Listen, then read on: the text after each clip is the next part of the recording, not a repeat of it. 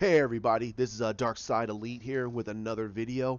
Um, I want to talk about this season of Krypton, um, and how phenomenal they did this season. We got, as you can see, we got this poster here saying "Bad day to be a hero," and it is. It's a bad day to be a hero in this season. One, you have Zod in power. You have General Zod in power. Two, you have the rampaging of Doomsday all throughout Krypton. Three, you have Brainiac and Seg-El in the Phantom Zone. And four, we're going to introduce to the Krypton's version of Lobo. Um, I, I have reservations about this gentleman's version of Lobo, but the way they wrote him, it feels like Lobo a little bit. I'm so used to the comic book I'm not the comic book version. I'm used to the comic book version, and I'm also used to the Superman animated series version, where my boy voiced him. Um, and I'm used to that version. He sounds cocky. He has a deep voice. It makes sense. But this guy, in a lot of ways, he's doing Lobo very, very well. I think that he's doing very, very well. They don't have him all over the season, which is great because I don't want them to sabotage the character. I think that having him in certain parts of the season was really good, but this season, in my personal opinion, is a little bit better than the first season, only on the vein of it's just wrapping up, honestly, Zod's storyline. That's pretty much what this is. This is wrapping up Zod's storyline and the eventuality of what they're going to have to do with him because they don't know how to send him back. They don't even know how the hell he got there. They never revealed how he got to the past. So we don't know who sent him back in the past. But I'm wondering if that's going to come up later on in the next season. But let's pick it up. We get General Zod talking because right now there's a huge revolt. There's a huge resistance on Krypton, and General Zod is handling it as he always does. He's being as ruthless as he always has been. He's a very, very ruthless person, and I didn't hit this in my last video about General Zod, but this General Zod is ruthless beyond ruthless because his mother Jaina took the values that her mother set into her and put it into Zod. And because of the destruction of Krypton, she saw that the when Kandor was taken and she was powerless to stop it, it put her in a depression that made Drew look at her and really become more obstinate and very pushing to protect Krypton. That Krypton is Krypton. That is his home. He can't allow it to be destroyed. He cannot allow it to be subjugated. He cannot allow it to fall into enemy hands. So that's why he becomes more and more ruthless. But in this season, you're finding out that Jaina is becoming less like her mother, and her mother's realizing that the Zod name has to change. It cannot be the same way anymore. And that was the start of what happened with the Zod family name. So there's a lot of things they built in this season, in last season, that in this season it's gonna change the name of Zod. So now we don't know how much of a ramification it's gonna be, but I think that David Goyer is going to make it where he's not going to jump the shark. He's not going to make everyone go, really? Or he's going to make it so lame that it's almost condescending to the audience. I think he's going to make it feel more natural that everyone, no matter what they do in the past, the eventuality of everything is going to have the same course of action. So no matter what they do here, I want everyone to realize that they are going to make subtle changes, but they're not going to make ramificational changes. I think that Drew Zod is going to be the exact same person. He might be a little bit less on the ruthlessness, but he's going to be very close to more of the obstinate, and he's going to do what he has to do, but he's going to hold back a lot of his anger because he doesn't want to do the X because of something that happened that changed the name of Zod. But in this season, they did a really great job with Zod. They really expanded him, and they showed to us why he's a despot, why he's worse than anything we have ever seen.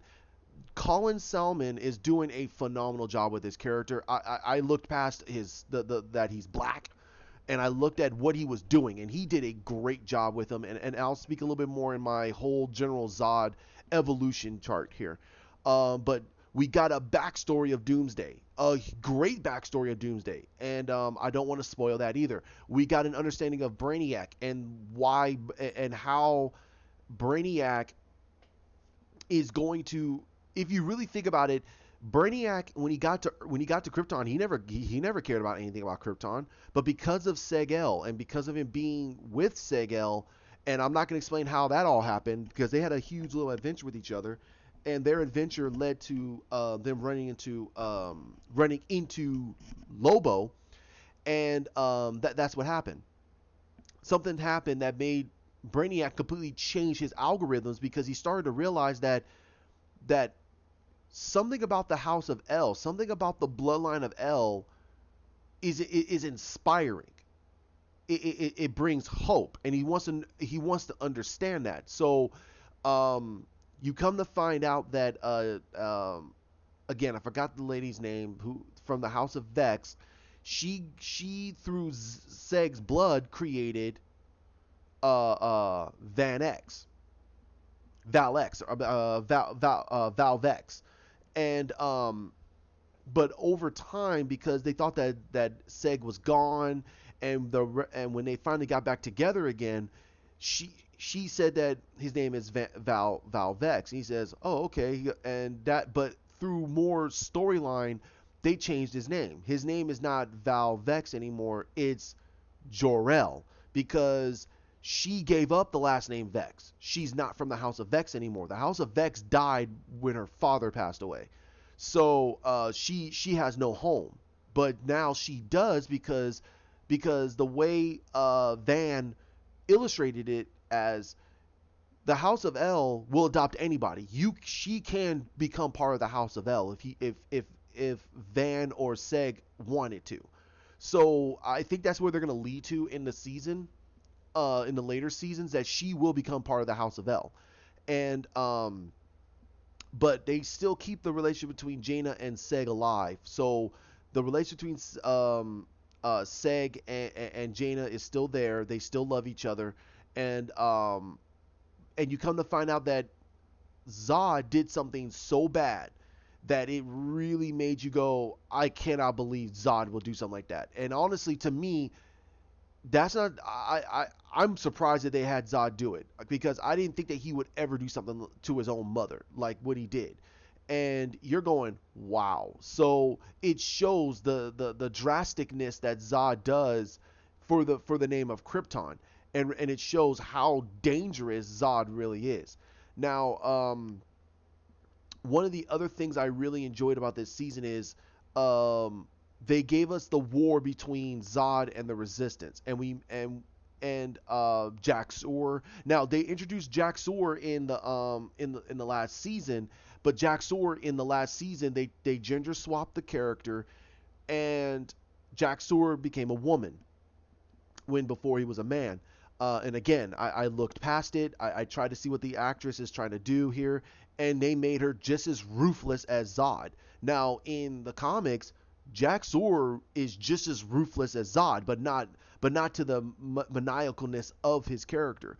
But Jax-Ur is ruthless, and they have a huge disdain towards the House of El too. The Jax-Ur has a huge disdain towards the House of El. Now, Jax-Ur is a name, but that's a name that she created. It's not her real name. She has another name, and she is a student to Van El, and he says her real name, but she gave up that name. She says, that's not my name anymore. My name is Jax-Ur. So, I'm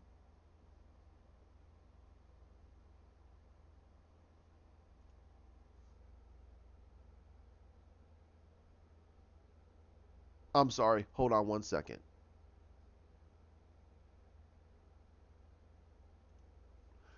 Um, so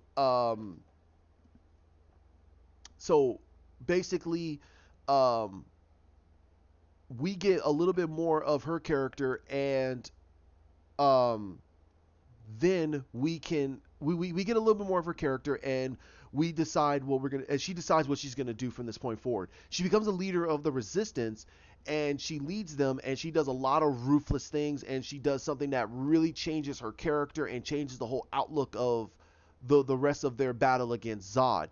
And again, I'm not gonna leave out Lobo, so I'll finish up with Lobo. Now, Lobo comes in, and he's on the hunt for Brainiac, and he's looking for Brainiac because Brainiac did something that basically Brainiac always does. So he's looking for him, and he wants to kill him. And so he meets up with Seg-El, and they have their confrontation, and then Adam Strange shows up, and Adam Strange gets him out of there and they both teleport back to Krypton. Now, one of the things that I really really like about this season. Now this is gonna be pretty short because it's still out, and I don't want to reveal too much. But they did a really really really great job with this season. I think it's stronger seasons. I think it's just as good as the first season, maybe a little bit better in certain ways because they really established a lot with Zod, and they established a lot with Doomsday and Brainiac. Um, but at the end of the season, they did a lot of revelations and a lot of hints. So we don't know what they're gonna do, but I'm very very very surprised, and I'm very very happy with that. So I'm gonna end it there. Like, comment, share, subscribe down below. It's out right now. I think you guys should watch it. It's a great season. When it comes out on Blu-ray, go and grab this season. It's a great show. I'm waiting for it to get on the DC streaming service, and I will sit back and I will binge watch it again. This is a really really good series. They did a really great job, and they really are strengthening the characters in their core. So Seg is becoming what the House of El is. He's becoming exactly what the House of El is supposed to be. And there was a line that was spoken in the episode that really harkens back to classic Superman. So I'm gonna leave it there. If you guys like this season or like the final episode, really say something. If you guys like it, hey, why? Why did you like it? Why do you like this series? If you don't like it, why don't you like this series? Let's keep it civil. Let's keep it more coincides to being, you know, nice to each other. And tell what do you think they're gonna do next season. And I will put down spoilers. Please, no spoilers. I think that people should have a chance of watching this series. It's a strong series. I cannot wait for next fall. I think that I think after 5 seasons, if sci-fi starts screwing around with this show, DC needs to pull it off and put it on a streaming service. They'll get a lot. I think honestly they'll get a better amount of money, and also they can be able to do whatever the heck they want. I think by having this show on the DC streaming service will do a really great job for it. I think that DC should get Gotham out of Fox's hands and put that on the streaming service. I think that once Lucifer is done off of Netflix, they should put that onto the streaming service. Anything that's DC property should go straight onto the streaming service, so people can get there and be able to watch it as much as they wish, on top of having as many comics. So if you guys like it, great. Why? If you don't like it, that's cool too. Why? Let's talk about it. Let's be civil. Let's expand the conversation, and let's see if we can try to give them ideas about what they can do, because I think they're doing a really great job. There are some few things I hope that they expand on. However, I think I should wait for the next season. So hey, if you guys enjoyed, like I said, comment, like, subscribe, share down below. Heck, hit that button, hit that bell button, so you guys get those videos the moment I put them up. All right, you guys have a great one. Bye.